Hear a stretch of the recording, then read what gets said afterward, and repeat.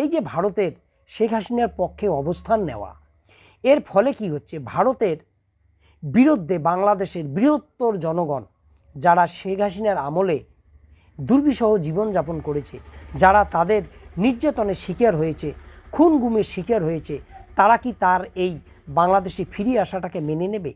দর্শক, বাংলাদেশের অন্তর্বর্তীকালীন সরকারের প্রধান ডক্টর মোহাম্মদ ইউনূস তিনি ভারত সরকারের বিরুদ্ধে একটি বিস্ফোরক মন্তব্য করেছেন। তো দর্শক, এই আলোচনায় আসব।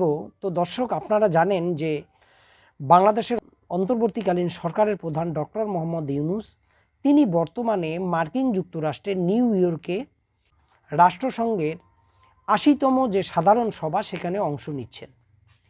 তো এই অংশ নেওয়ার ফাঁকে তিনি সংবাদ মাধ্যমে একটি সাক্ষাৎকার দিয়েছেন এবং এই সাক্ষাৎকারেই ভারতের বিরুদ্ধে তিনি এই বিস্ফোরক মন্তব্যটি করেছেন।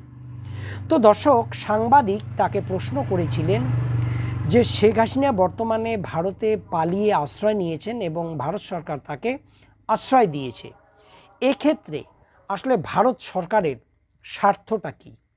এই বিষয়ে যখন ডক্টর মোহাম্মদ ইউনূসকে প্রশ্ন করা হয় তখন তিনি বলেছিলেন উত্তরে যে ভারত সরকার বরাবরই শেখ হাসিনাকে সমর্থন করে আসে, সেটা বিগত দিনে যখন তিনি ক্ষমতায় ছিলেন তখনও এবং বর্তমানেও। মানে তিনি উত্তরটা এভাবেই দিয়েছিলেন এবং ভারত সরকার নাকি এটাও মনে করেন যে আগামী দিনে শেখ হাসিনা বিজয়ীর বেশে সগৌরবে প্রধানমন্ত্রী হিসেবেই বাংলাদেশে ফিরবেন, এই আশা নাকি ভারত সরকার করে। তো দর্শক, বিষয়টা খুবই গুরুত্বপূর্ণ একটি বিষয়, যেখানে বাংলাদেশে আগামীতে নির্বাচন হবে এই নিয়ে একটা তোড়জোড় চলছে, তখন তিনি এই ধরনের একটি অভিযোগ ভারত সরকারের বিরুদ্ধে করলেন। তো দর্শক, এই যে ভারত সরকার এটা মনে করে কি করে না এটা ভিন্ন বিষয়, কিন্তু শেখ হাসিনার পক্ষে বাংলাদেশে আবার কি সগৌরবে প্রধানমন্ত্রী হিসেবে তার ফিরে আসাটা কি সম্ভব?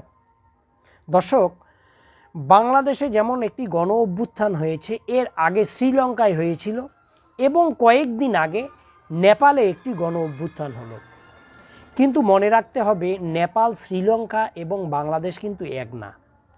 কারণ নেপালের কথাই যদি এখানে আমি বলি তাহলে আপনারা দেখবেন নেপালে যে গণবিক্ষোভটা শুরু হয়েছিল, এই গণবিক্ষোভ যখন ২-৩ দিনের মাথায় একটা চরম আকার ধারণ করে এবং যখন বিক্ষোভকারীদের মধ্যে প্রায় ২০ জনের মতো বিক্ষোভকারী নিহত হন, এই ওলি দ্রুত কিন্তু পদত্যাগ করেন এবং তিনি সেনাবাহিনীর কাছে পরামর্শ নেন এবং তিনি পদত্যাগ করেন এবং তিনি নেপালেই কিন্তু এখন অবস্থান করছেন।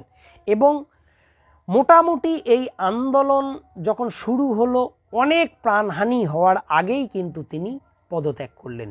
এটা একটা খুবই ভালো দিক ছিল নেপালের জন্য। যদি তিনি গোয়ার্তুমি করতেন, তিনি যদি তার আইন শৃঙ্খলাকারী যারা বাহিনী তাদেরকে মাঠে নামিয়ে দিতেন, যদি এই অলি প্রশাসন, যদি তার যে পুলিশ, সেনাবাহিনী তাদেরকে যদি তিনি মাঠে নামিয়ে দিতেন এবং বিক্ষোভকারীদের বিরুদ্ধে তারা যদি ব্যবস্থা নিত, তাহলে সেখানে কিন্তু প্রাণহানির ঘটনাটা অনেক বেড়ে যেত, যেটা বাংলাদেশে হয়েছে। যখন বাংলাদেশে গণ অভ্যুত্থান শুরু হলো, প্রথম দিকে বৈষম্য বিরোধী ছাত্ররা যখন আন্দোলন শুরু করলো, তখন এই আন্দোলনকে নিষ্ঠুরভাবে দমানোর জন্য আওয়ামী লীগের কর্মীদেরকে মাঠে নামিয়ে দেওয়া হয়, পুলিশকে নামিয়ে দেওয়া হয়, র্যাবকে নামিয়ে দেওয়া হয়, সেনাবাহিনীকে নামিয়ে দেওয়া হয়।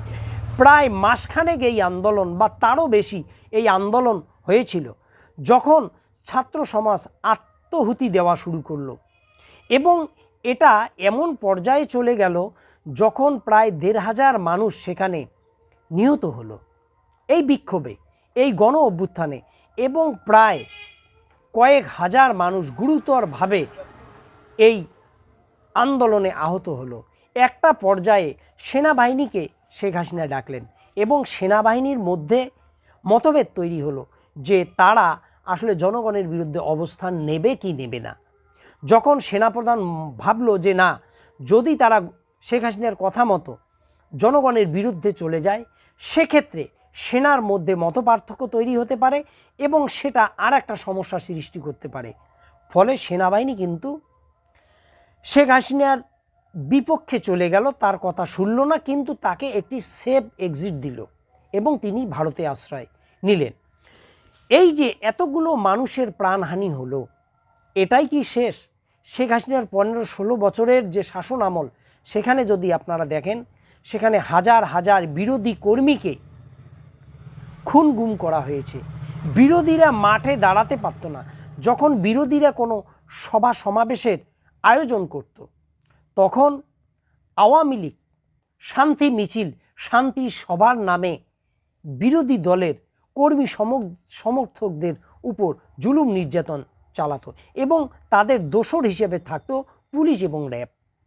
পুলিশ র্যাব সাদা পোশাকে বিরোধী দলের মেরুদণ্ড ভাঙার জন্য বিরোধী দলের অনেক বড় বড় নেতৃত্বকে রাতের অন্ধকারে তুলে নিয়ে যেত এবং আপনারা শুনেছেন আয়নাঘরের গল্প। তো এই ঘটনাগুলো শ্রীলঙ্কায় কিন্তু ছিল না। আজকে শ্রীলঙ্কায় ছিল না বলেই, আজকে নেপালে ছিল না বলেই আজকে তারা কিন্তু তাদের দেশে কিন্তু তারা অবস্থান করছে এবং জনগণের যে বিক্ষোভ, জনগণের যে চাওয়া যে তারা পদত্যাগ করুক এবং নির্বাচন হোক, সেটা কিন্তু সে সকল দেশে হয়েছে। কিন্তু বাংলাদেশে কেন দেরি হচ্ছে? আসলে শেখ হাসিনা যে অপরাধ করছে তার বিচার প্রক্রিয়া চলছে এবং এই বিচার প্রক্রিয়া যতদিন হবে না, যতদিন তারা বিচার প্রক্রিয়ার মাধ্যমে বিচারের কাঠগড়ায় দাঁড়াবে না, এরপরে তারা দোষী নির্দোষী সেটা আদালত ঠিক করবে। কিন্তু যে গণহত্যা তারা চালিয়েছে, এটা বাংলাদেশের জনগণ এত দ্রুত কি ভুলে গেল? এবং বিষয় হচ্ছে, এই যে ভারতের শেখ হাসিনার পক্ষে অবস্থান নেওয়া, এর ফলে কি হচ্ছে, ভারতের বিরুদ্ধে বাংলাদেশের বৃহত্তর জনগণ যারা শেখ হাসিনার আমলে দুর্বিষহ জীবনযাপন করেছে, যারা তাদের নির্যাতনের শিকার হয়েছে, খুন গুমের শিকার হয়েছে, তারা কি তার এই বাংলাদেশে ফিরিয়ে আসাটাকে মেনে নেবে? এবং এই ভারত সরকার তাকে যে আশ্রয় দিয়েছে, এর ফলে ভারতের প্রতি তাদের কি কোনো ভালোবাসা থাকবে? ফলে এই মানুষগুলো কিন্তু ধীরে ধীরে ভারত বিরোধী হচ্ছে, কারণ ভারত তাকে আশ্রয় দিয়েছে যারা বাংলাদেশের অসংখ্য মানুষকে খুন গুম করেছে, যার বিরুদ্ধে অসংখ্য খুনের মামলা আছে। তো দর্শক, ভারত যদি এটা করে থাকে, সেটা ভারতের জন্য প্রতিবেশীর সঙ্গে যে সম্পর্কে উন্নয়নের যে প্রচেষ্টা, সেটা কিন্তু বাধাগ্রস্ত করবে। আর এই সময় বাংলাদেশে শেখ হাসিনার পক্ষে ফেরাটাও সম্ভব হবে না এবং যদি ফিরতে যায় তাহলে সেটা আর একটা এবং ভয়াবহ একটা পরিস্থিতি হবে বাংলাদেশে। আল্লাহ হাফেজ।